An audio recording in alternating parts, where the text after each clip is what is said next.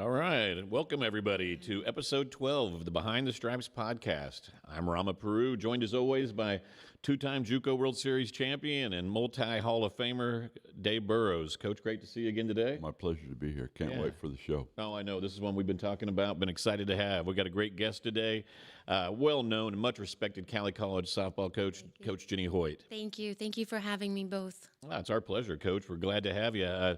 Hard to believe. I mean, the time has flown by so much with your time here at Cowley, and you're a four-time Jayhawk East Coach of the Year, won more than 500 games as a head coach and assistant at Cowley. But before we get to all of that, can you tell us a little bit about what life was like growing up for you? Where were you born and raised? Yeah, absolutely. My family had a house in Dexter, Kansas, so that's where I spent a lot of my childhood at. Unfortunately, when I was preparing for middle school, high school, they didn't have a softball team at that time. So my dad was a worker of Boeing, so he was making that trip every morning to work. So he decided when it was time for high school, if our girls are going to play some college sports, they probably need to move into a program that had high school softball. So then right around my sixth grade year, we moved up to a town called Rose Hill that sits outside of Wichita. So we went up there and we got into the middle school, and then that's where I finished out my high school.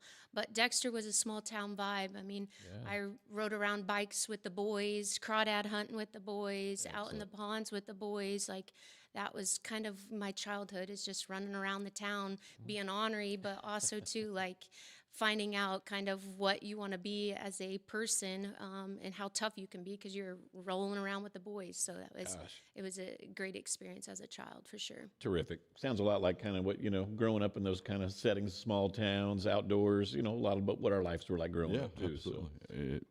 It evolved around athletics for sure, and riding your bike and well, you say coming in until it got dark. Exactly, that's right. Porch I know. light, definitely the porch light. When it was on, it was time to come home. Yeah. That's how our family operated. You mentioned, hanging out with a lot of the boys and, and the other girls in town and doing the things like that. Did you have brothers, sisters growing up? I did. I had two sisters, older sisters, so I'm the baby of the family. Okay. So my middle sister is only 18 months older than I was. So, of course, we had our challenges growing up. Sure. But then I have an older sister who's a couple years older than us that was in the household as well, too. But my sister and I, the middle one, and I just went back and forth in sports. I mean, when you're that close, you practice together, you do chores together, you do everything together. So we had our tough moments for sure. I think one of our chores at home was going in the backyard playing a game of catch, and by God, better in a good setting versus a fight. But I mean, that was we grew up, we did everything together for sure. Terrific. How did softball come into the picture? What age were you then, and when did you kind of develop a love for the sport? Actually, growing up, we actually came into Arc City. Arc City had a rec team, rec league, and it still does to this day, but that's where we started our journey at, is playing over at the Sleeth edition over there, kind of on the other side of the highway. But that's where we started our softball, t-ball, coach pitch, all the way up until we were probably about 12U, and then that's when we made the trips to Wichita into the TRYC West Urban area for sure. Oh, yeah. Well, you see that a lot with athletes, too, that they're from those small towns and make that move up to Wichita or the bigger areas, like you said, over to Rose Hill. More so now than when I was a kid. We played in our own town, and we played other little towns or whatever. Traveled. If you went over 30 minutes away from your town, man, that was an overnight stay, we thought. It's like playing in the big leagues. So I know. It's how I felt as a kid. I remember going from Derby to play at Wellington, and I thought, this is big time over at that field, and that Derby at the time, hate to say this, back when I was a kid, it was a pretty small town, so it's not the Derby it's known today. Absolutely. Well, Coach, can you tell us kind of, other than softball, what were some other things maybe that you were involved in? And, tell us about in softball and once you got into high school and stuff, how were your teams and things like that? Yeah. I think just growing up, like our parents made us try everything from soccer all the way to, basketball, volleyball, track at one point. My dad didn't necessarily like volleyball, but I had the itch for it, and I really enjoyed volleyball. I was recruited out of high school as a volleyball player, but I think, just, a softball game versus a volleyball game, my dad's like, you better pick softball. So that's kind of where, my softball just journey in college kind of led, is just I had that more passion for softball than anything that I played. Terrific. Well, I had no idea that the volleyball prowess you had, though, because I know you do a lot of line judging with the Cowley volleyball. And so is that something you wanted to stay involved with the sport and enjoy that then? I mean, I always love volleyball. I mean, it's even just watching it on ESPN, not just, your Cali sports, but, the Huskers. I love a good volleyball match. And Excellent. I think that's, my family kind of, whenever we're sitting down at watching some sports, that's one thing. They're like, Jenny, just relax. It's not that serious. I'm like, no, like it is. We need to score a point right here. But I think that just goes to show I'm like competitive. I love a good game of whatever it is. So Terrific. Nebraska volleyball. Do they have football there? I never heard of that school before. I heard of volleyball. I saw they did sell the football stadium for I volleyball. thought it was a basketball school. They're in the Sweet 16, That's right. It's now a basketball know they school. played football Volleyball there. and basketball school, Nebraska. Yeah, Okay, absolutely. Cool. All right. You ended up coming to Cowley College. Yep. How did that all come about? I think,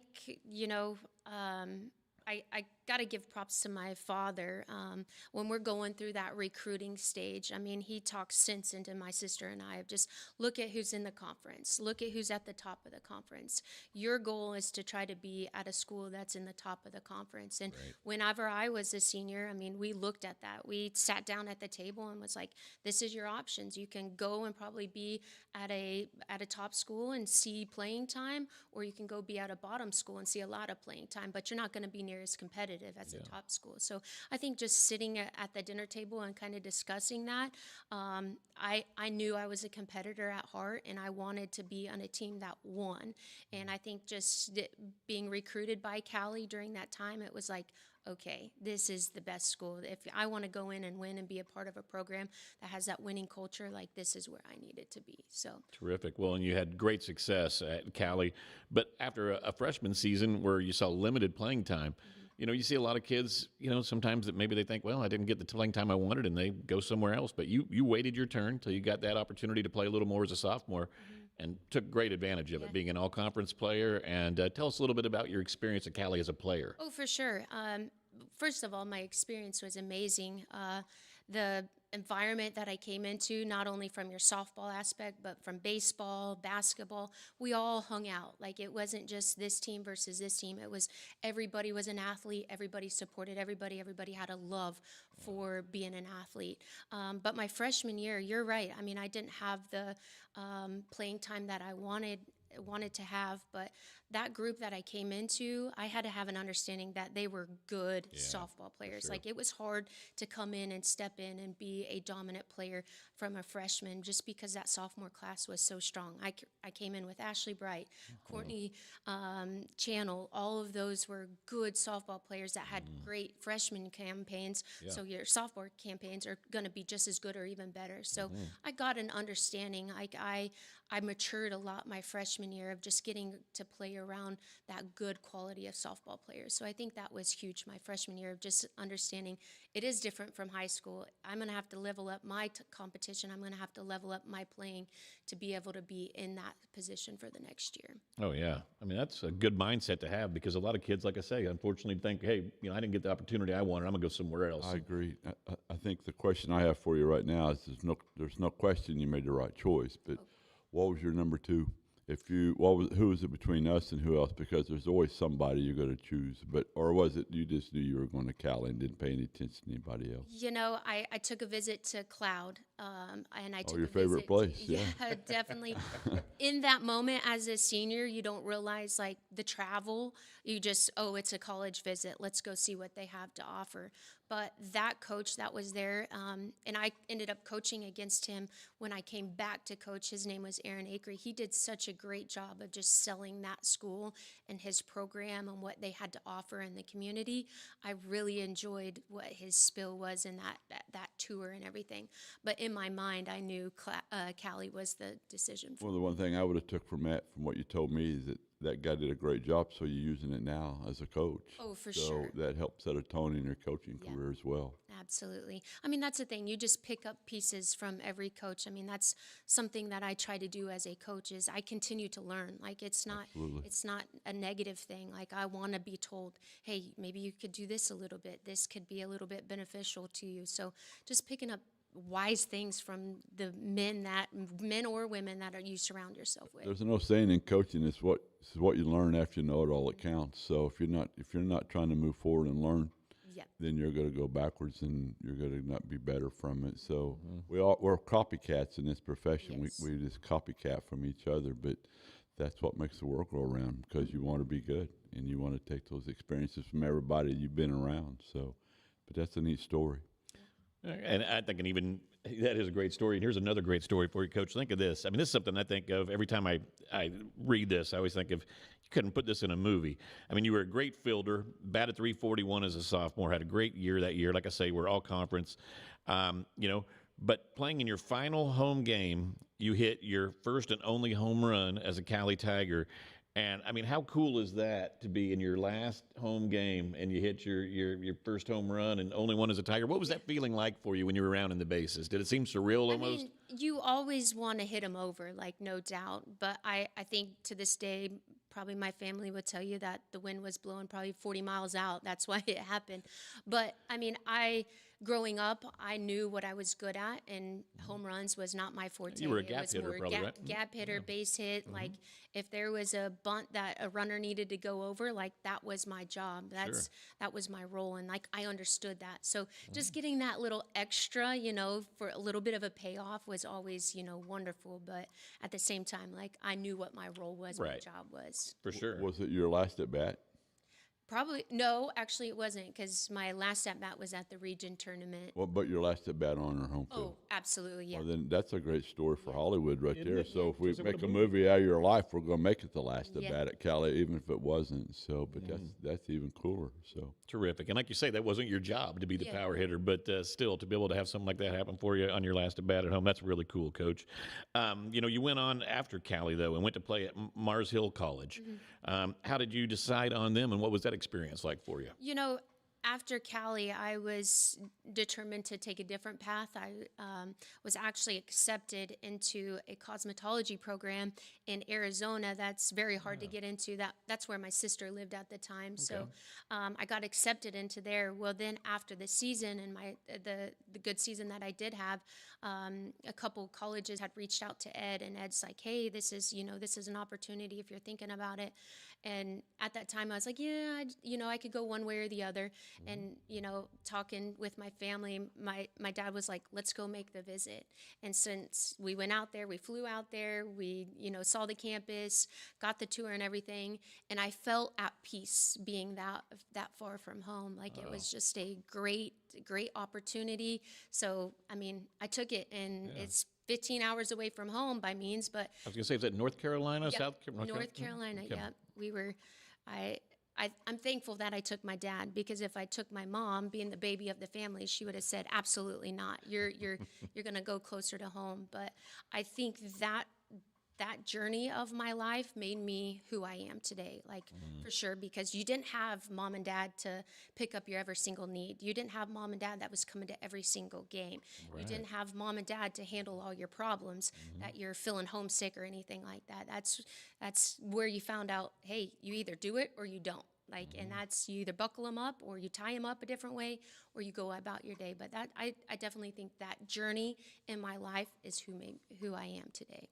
Terrific. Really helped you grow up then. Oh, become a woman for sure. What was your major there? A business. I was a business admin major, All right, with gotcha. a side of marketing as well.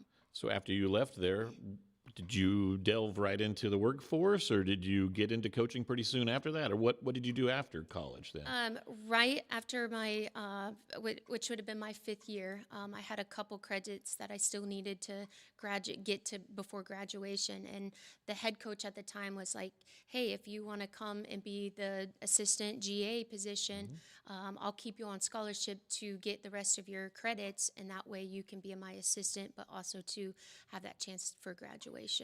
Terrific. So that's how it started, the coaching side of me. Yeah. Great. Was that a good experience for you too, right off the bat? Absolutely. Because, I mean, yes, because you're still being in the game, but no, because you're coaching with your friends and you had to separate. That's how you had to learn how to separate. Okay, I'm a friend, but I'm also your coach at hand as well too. So that was, I mean, it had its perks, but then it had its downfalls as well too, because you were leaving off the field, but you still, those were who you were playing ball with, a year ago. So it was Right. like, how do you distinguish between being a friend, but also being that person that the head coach could rely on as well, too? For sure. You ended up back at Cowley, though, as an assistant coach. So Yeah. how did that come full circle? How did you end up back as an assistant for your former coach, Ed Hargrove? Yeah, absolutely. Well, at the time, Kerr had taken another job, and with Cali still being, home and close to my family at the time, my dad had let me know that, hey, I think the assistant job is opening up. If you're wanting to stay in the coaching room, you may reach out to Coach Ed to see if he's looking for an assistant. So after that year was up, I had sent him a message just saying, hey, if you're looking for an assistant, I'm looking to move back to the Kansas area, so keep me in mind. And he ended up giving me a call, and we worked the thing out, and that's how I got back here and been here ever since. So. It's hard to believe it's been 15 years, I think. My goodness, Coach, where does the time go?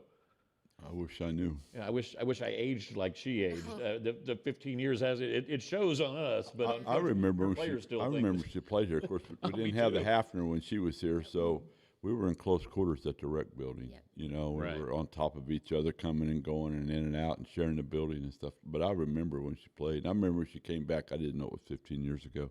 I thought it was like 5. That's what I'm saying. It blows my mind, doesn't it? I know I still think of Jenny as the player. Yeah, me too. Not the coach. When I still see her, I call her coach, but I still think of her as when she was a player. Yeah. So Yeah, hey kid, come here. Yeah, exactly. Go Sonic for us. Make a Sonic run. Exactly. I sure would have too. well, once you came back, you and Coach Ed made such a great pairing too. I mean, you helped Cali to a record of 55-8 overall and a third-place finish at the D2 tournament in 2013.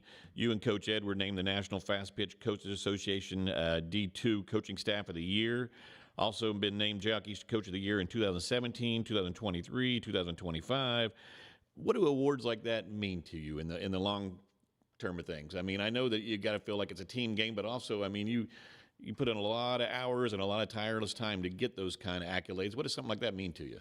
I mean, it's always a blessing, but I've heard Ed say this numerous of times. That means you've had a lot of good players, and that is so true. Like we worked to get the good players into our program, and that just goes to show like those players like went to work for us, and that's a blessing in all reality. I mean, it's I mean, not every coach gets to experience that, but it's a blessing, and it's honestly, I mean, you don't look at it now, you remember like, oh, well, what did this player, the memories that each one of these players gave you amongst the time. But, I mean, it's truly a blessing to have those players be in our program playing for us and having those accolades with us. We talked a little bit about Coach Ed, but, you played for him, you coached under him, and then he had the faith in you to let you take over the program. And, I mean, it's just like whenever Coach Burroughs stepped down or when Coach Gross or, you name all the coaches that have been here for a long time, and there's big shoes to fill, but he thought you were the right person to do the job, and you've done that. So tell us a little bit about what it was like to learn from Coach Ed and then to be able to take over the program and keep the program at the success that you've been able to. Oh, absolutely. I mean, I will always forever be grateful for the opportunity he gave me.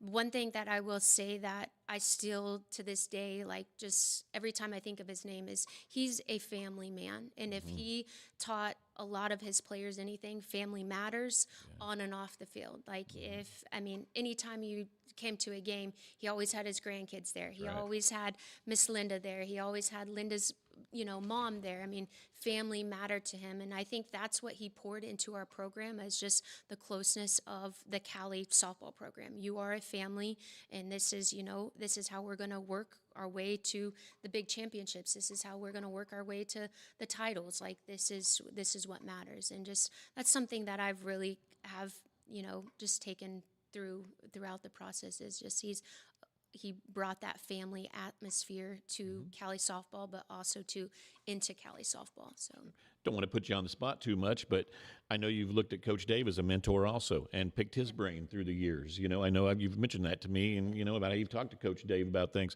What's it been like to have other coaches here at Cowley, that you can talk to, or they can come to you and talk to you about the same thing? Hey, might be the volleyball coach talking to you about things, but what has it been like to have all these other coaches around Cowley and be in that kind of circle together? First of all, you don't have a college very much that has all these Hall of Famers in it. So when you have a Hall of Famer in your back pocket, you pick their brain. You ask them anything and everything. And I'm always so grateful for you, Coach, to allow me to pick the brain, come to my practices, say, "Hey, Skip, what you doing here? How's it going, Skippy?" Like those messages go a long ways because that means you have the support, but also too you have that mentor that says, "Hey, maybe try this, what are you thinking here?" Like just those good people in your back pocket that not every coach gets the ability to have. And I tremendously always, like when I say come to the softball field, Coach, come to the softball field. I thought you just felt sorry for me because you didn't have any friends. You were just trying to be a friend and just talk to me. I didn't know you wanted advice. Yeah.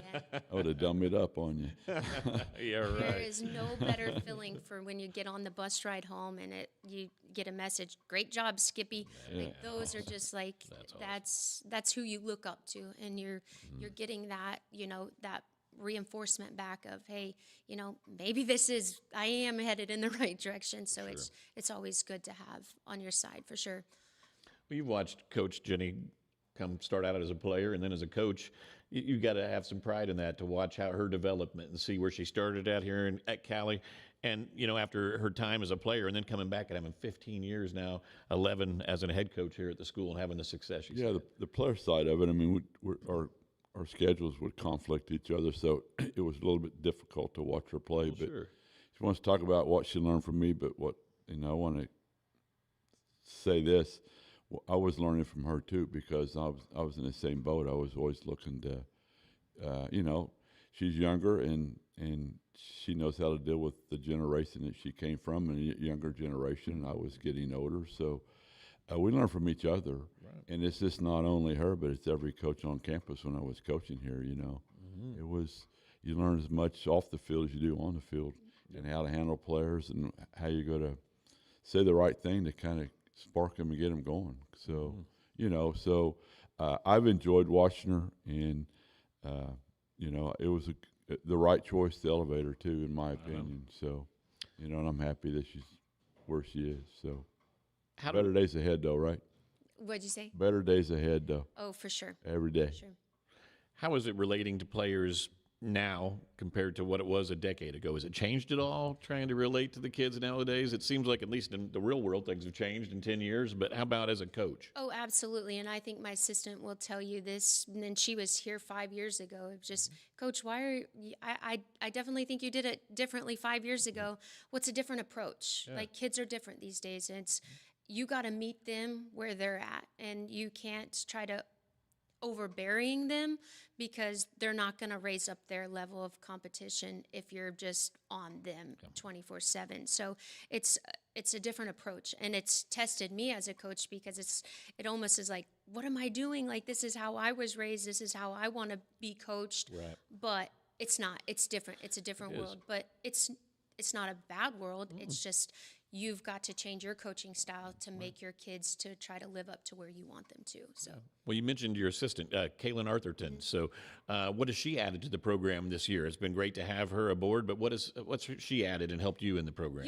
She's been in the program. She's been around me since she was a young age, so she gets me. She understands me, and that's a huge thing because if you just hired somebody that came from a random school, you have to try to get that trust and build that trust, whereas we've already built that trust from growing up. So I mean that's a huge thing, is she just really understands me, and she understands what this program needs and how I want to move it forward. So it's good because we've already had that experience throughout her time here. So I mean, she brings a lot. She's a more calming factor when I'm having the crazy days, but you have to have that amongst the coaching staff. That balance. Exactly. Absolutely. Yeah. She brings a lot for sure. Good. Well, I'd like to go back just a little bit here. Your dad was actually an assistant coach with you for a season. So tell us what that experience was like, because that had to have been pretty neat to have. Here's this guy who's coached you all your years, and now he's working with you and and under you in that role. So what was that like? Absolutely. during the time you don't know what you're going to do, but you ultimately knew you always had somebody that would support you and come in and give you the best that they had to offer. So for my dad to just drop his life, drop his, my mom, drop his, all the needs and stuff that he could be doing around the lake, drop the fisherman life. I mean, it's it just speaks of his character and all of what he supported through my whole family through up and then. But I mean, we had our ups and downs. There's times where I was, on him that was like, whoa, I'm the daughter here. I'm not supposed to be like this. I mean, there's some times where I had to, at the end of the day, sorry, Dad, sorry I was like that. Or I had to call my mom and be like, well, Dad did this, But I mean, honestly, like, not very many coaches get to experience that type of level of having that family bond. And, that was a huge, I will take to the grave, I think, is just that experience that I had with him on a, not necessarily like him coaching me, but us working in this together. That role was, I mean, it's just a breath of fresh air. I mean, it was amazing. So. You know what it's like to coach with family, so Yeah, it'll mean more to you as you get older, too. There's no question about it. 20 years down the road, it's going to mean even more than what it is right now. So, but, yeah, it's an opportunity that you relish, and you better realize that it's not going to go forever. So you just want to enjoy the moment. How about softball in general and coaching here at Cowley? What do you enjoy most about this experience? I always think that the people at this college is unreal, of the people that you meet, from your admin to your admissions office to your coaching staffs to the kids that are coming through each program. It's just amazing, the atmosphere that we have here. I tell recruits all the time that it's a family atmosphere. Everybody supports everybody.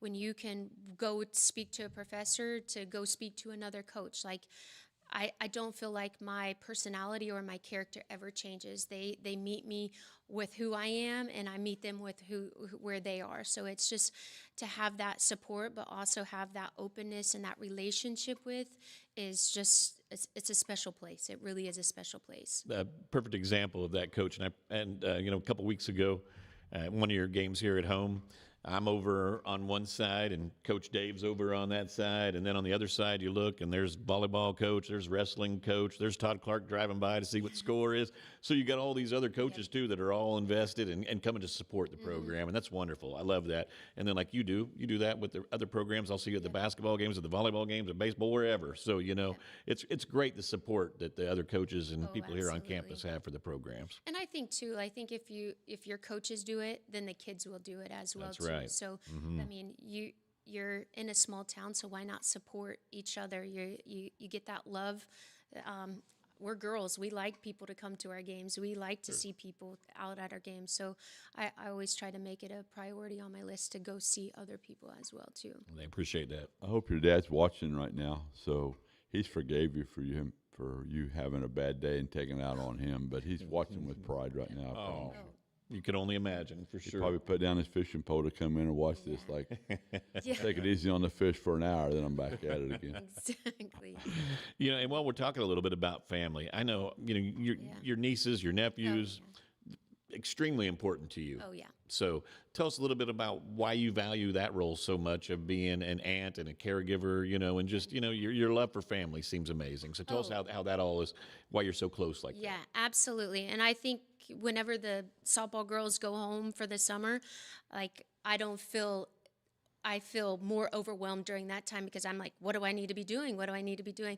But that's my time for my family. And I definitely, I'm a family girl. Like, my sisters will, why are you calling me 5 times a day? Because I love you. I just love to be able to talk to them, be able to, I probably talk to my mom every single day, multiple times a day, FaceTime to a call. I mean, I just am a family person at heart. And you're right. I definitely try to be the best auntie this world has. And you are. I definitely love my niece and my nephew for sure. A perfect example. I'm down in, I can't remember what part of Texas this is, maybe I don't know. Where's your McKinney? It's McKinney, yeah. Yeah, McKinney. I'm out there for national tennis, and I'm driving around, and I see this girl jogging on the side of the road there, and I'm like, that sure looks like Jenny Hoyt. And it sure enough, but out there visiting her family, and just out always seems like, and then you've had him here so many times and doing camps and things, and I've always admired that about you. So, and I love that you're so close to your family. We're talking nephews. Tell us about your nephew that's the football player in Texas. Yeah, good question. Yeah. Yeah, he's definitely going to be a senior next year. He's it's crazy to think of, and I think I was pulling in my driveway the other day and kind of got a little emotional of like time has gone by fast, and I always say time works for you or works against you, but I really think that time is working for him in his journey of who he's trying to find out who he is, but also in his football career as well too. He's gotten a blessing full of offers. I'm excited for his journey. I'm excited to see where he pans out and gets to experience the journey that his mom and I went through, but also my older sister too. Like it's a good experience, and I'm super excited for him. So where's he going to wind up at? What's your what's that? The silver ball or the crystal ball. Crystal ball, yeah. Where they give us look the crystal ball and tell us where he's going to go. Here first. I think every one of us in our family would say different. Right now he's committed to Baylor, which I think that's a good decision. But it can change. Like that's what my family keeps telling me. The football world is different. Just because you verbal doesn't mean you'll end up there. Absolutely. And I'm like, well, if you verbal, you need to stay there. Like that's just the coach in me. But I think that's his mom wants to probably go to Baylor. Just being that close to home for her to be able to get to watch. My dad would love him at the Boomer Sooners, OU. Oh, yeah. And me, I hope he's listening right now. That's right. But I just want him to be happy. I just want him to fulfill his passion, love the game for what it is, and where he ends up, I'll support him no matter what. I always tell him, listen, if it doesn't work out, I do have a really good softball manager position for you. So I bet that's got him excited, all right. that's Turn down that NIL money to come be a manager. Yeah. Sure, okay. Aunt Jenny, you were my favorite aunt. Now I'm not sure. Well, they've got to have some fond memories of Cowley, too, just from being little kids and growing up and around the program and things like that. So, but tell us, and I hate to put you on the spot, but, I mean, you've had some great players that you've coached, whether it be, as a player here at Cowley, as an assistant or a head coach. But when you look at some of those players that have come through the program during your time at the school, is there anybody that kind of stands out to you as maybe the best player you played with or coached, Cowley? Played with, probably, I would say probably Ashley Bright was definitely off the charts of just what she could provide from the hitting aspect to the, in the circle. It almost would make you mad of how just finesse she was with the game. She was great. She was wonderful. And then probably coaching wise, I think Macy Cole is probably, a strong one.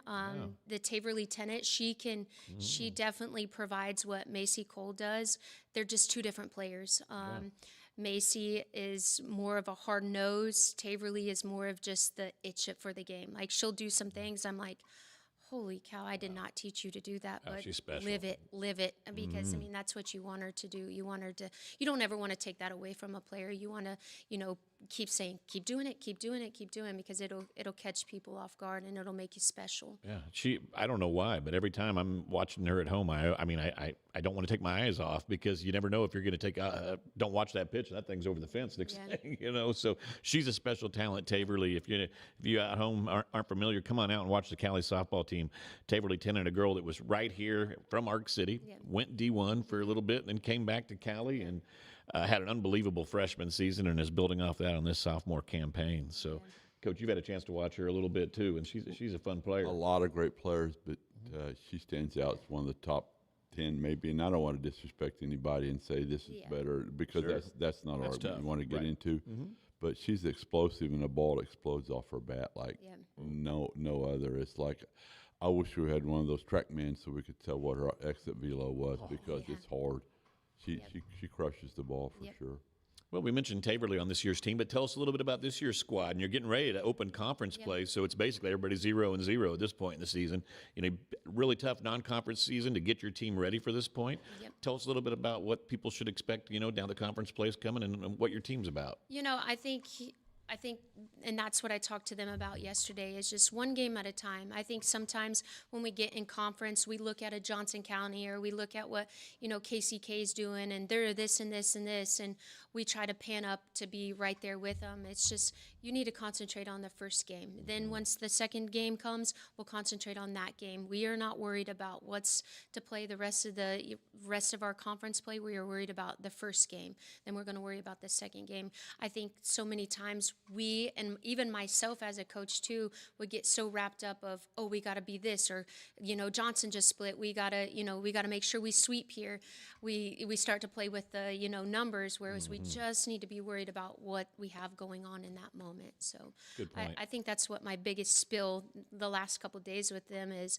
Let's worry about Fort Scott game 1. Let's worry about the next game 2 after game 1. But just this team is a mix of different things. We only have Taverley back and Bree back that had majority of the time last year. Right. So we're pretty new, but at the same time, that's why you have your preseason that you do is to kind of figure out who we can be and who we need to be going into conference. Yeah.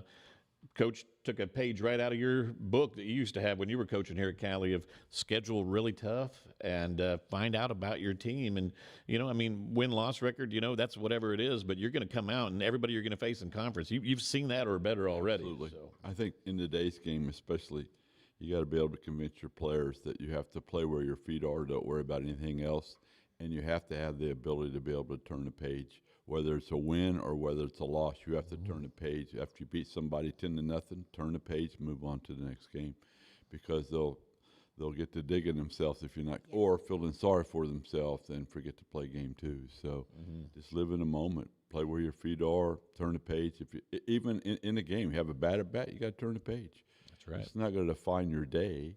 If you throw a bad pitch in the circle and somebody hits it over the second fence, still, it's one run is all it is. Turn the page and move on, and I think that's probably the difference in some of from my standpoint, where I sit, is kids kind of have a tendency to carry that over more than they ever did in the past. You have to move on from mistakes. You can't live them.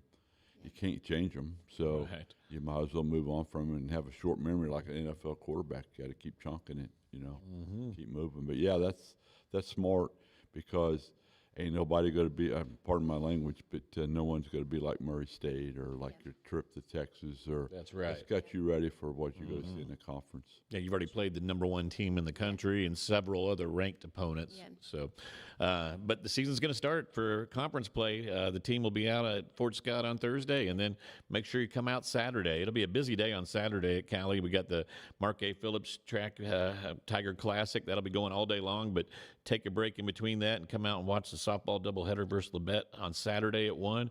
And Coach, kind of wrapping things up.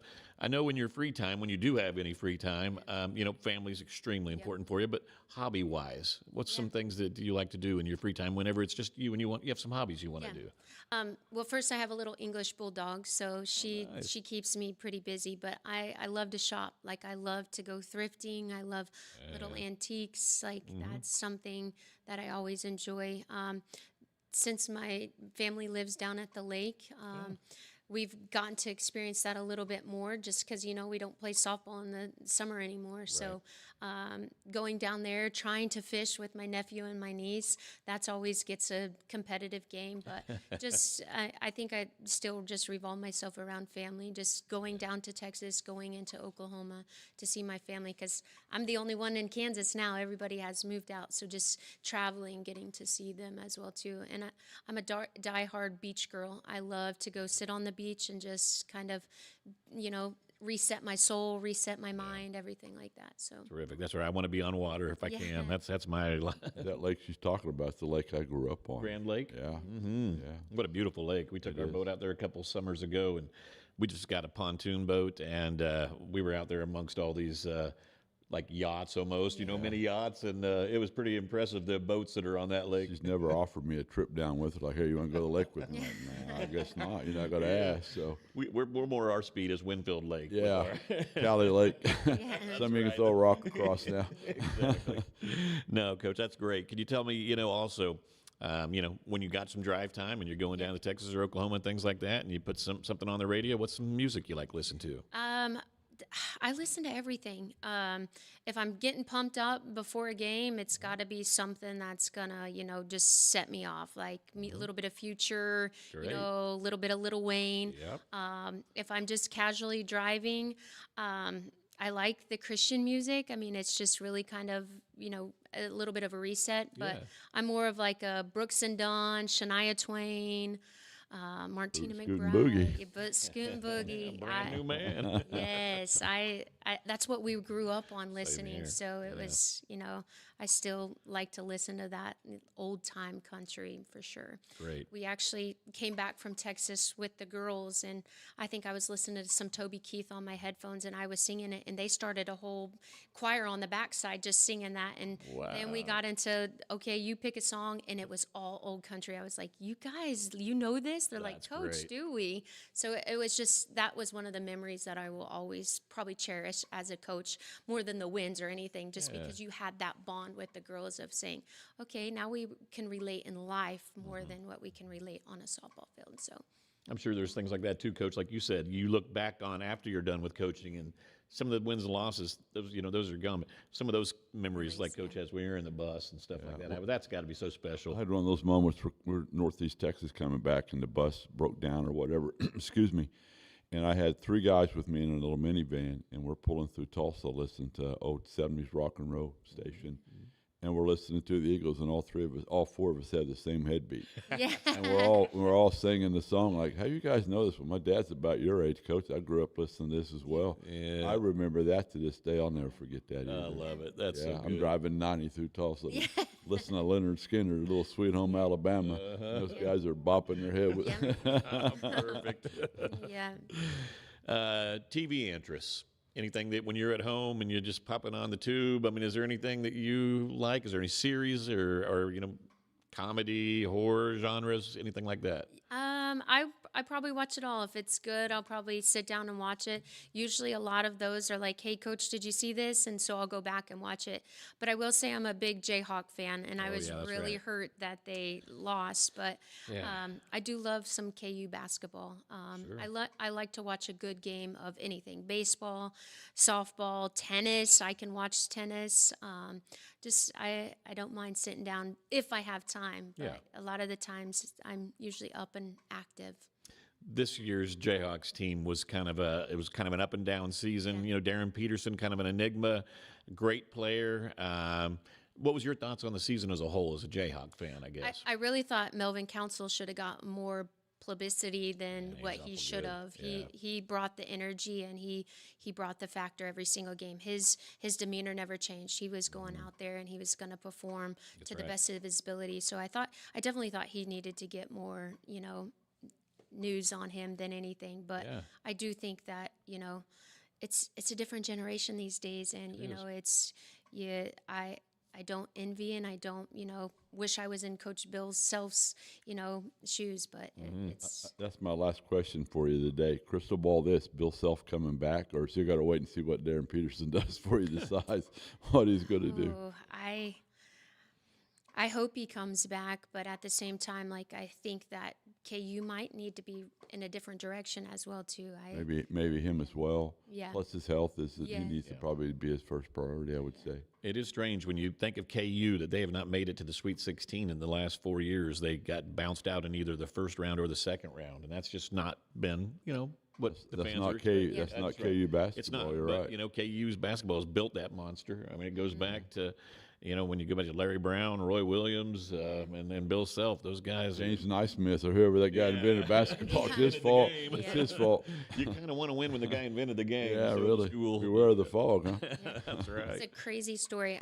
My senior year when I was in North Carolina, that's whenever we were matched up with North Carolina, and I go into the grocery store with a KU shirt on because I'm boy. Kansas, Yeah. and I was prepping for the game, and the amount of dirty looks that I got when I was in North Carolina, I was like, I'm just a Kansas girl, but I love the Jayhawks. And it was, I think people in that county still rag on me this day of, get your Jayhawk butt out of here. Like, go back to Kansas. Isn't there no Enter at place your like own risk. Kansas, Yeah. Yeah. But it was sweet whenever we won it because, you know, you had all those North Carolina fans down in the dumps, and I was sitting there lighting the fireworks out of the dorms. Like, She got up the next morning, and all those no trespassing signs and house for sale was in her yard. That's right, They're ready for her to go back to Kansas. exactly, exactly. Coach, this has been a lot of fun. We really Well, appreciate you thank taking the you. time. And, you know, you've done such great things here at the college. And not only, though, you know, as a coach, but you mentioned, you know, the brotherhood of coaches and just the people on campus that all make it a family. And you make this place a family feel. So appreciate all you do for the Thank you. school. So, and I know you and Coach, you know, will be talking a lot more throughout the season and after the season. And we hope we have you. Can't believe it's been 15 years, but I hope we're doing this again in another 10, 15, sitting here all Yes, yeah. talking together again and Me too. talking about win number 1,000, you know, Well, here at thank Cowley. you. So, I truly appreciate both of you guys. Thank well, you. appreciate you. 15 years, we're probably gonna need hearing aids and all that kind of stuff. So, what you say? I don't know. She'd go, I forgot. Yeah, like I say, in 15 years, we'll see. Hope we both still here. Oh, Coach. absolutely, absolutely. No, but we appreciate our guest today, Coach Jenny Hoyt. Coach, thank you so much for you. taking the time to join us. you. We've got just a couple little house cleaning duties. We're going to tell our joke of the day and some events at Cali. If you want to hang tight for just a minute. Okay. All If right. you're into comedy now, don't you gotta? This is HBO comedy hour right here, bro. This one Rama, might be Peroo. over your guys' head, all right? So we listen go. closely, okay? Pay attention. It's a pretty short joke, all right? Okay. So a termite walks into a bar and he says, "Is the bartender here?" Yeah. Yeah. You get it? Oh yeah. Is the bartender Oh yeah. here? Oh yeah. Yeah, the termite. Yeah. Yeah. Coach always loves these jokes. Yeah. Sorry for that one. That's That was pretty that that's probably his best too. bad. Hey, and he's been at Pizza Ranch during the comedy hours. You've seen that exactly. before. Oh, you were there that day, weren't you? Yep. we Oh were. yeah. So you know the real Rama Peroo then. That day will live in infamy, so we'll tell those another time. But no, as far as the events at Cali this week, we touched a little bit on softball. They're going to open conference play on Thursday at Fort Scott, but come out Saturday when they host Labette at 1 p.m. Also, the Mark A. Phillips Tiger Classic on Saturday. That'll probably start up around 8 o'clock in the morning and go till about 6 that night. We've got baseball at Barton today, Coach, and the Tiger baseball team had a big sweep of Highland over the weekend and kind of hoping to get their footing now going on into, this game against Barton today, and then they'll have Coffeyville on Thursday here at home. Yeah, every day's a new day, so got to go out and forget what you did last weekend and start over again today. So, Yeah. and I think they will. I think they're in a pretty good spot right now. So. Boy, the bats have been outstanding. 88 runs in the last 5 games during this 5-game win streak, and the pitching was really solid in the series over Highland too. So They've kind of simplified things and made it try to keep it simple at the plate, and I think it's kind of helping a little bit. So, terrific. yeah, we want the Diamond Sports to excel. Yeah, So. well, baseball will be back here at home on Thursday at 1 p.m. versus Coffeyville. And then for the students out there at Cali, you got a free movie night coming up this Thursday at the Cali Cinema 8 at 10 p.m. So, Coach, some of your student athletes might be out there. You might be out there. I don't know. But, I doubt if I'm there, but she might be. So. I'll probably be in bed by then. yeah, that's about the time I'm about out too. So I think there might be some college basketball on that night. I might have to watch too as well. So, but everybody, we appreciate you once again. Episode 12 of the Behind the Stripes podcast. We want to thank Chris Ripley again. He's the man behind the scenes that makes this all possible. So thank you again, Chris Ripley. Thank you, Coach Burroughs. My Thank pleasure. you, Thank Coach you. Jenny Hoyt. Best of Thank luck you. the rest of the Thank season. you. Thank you. And thank you all for listening. We'll see you again next Tuesday.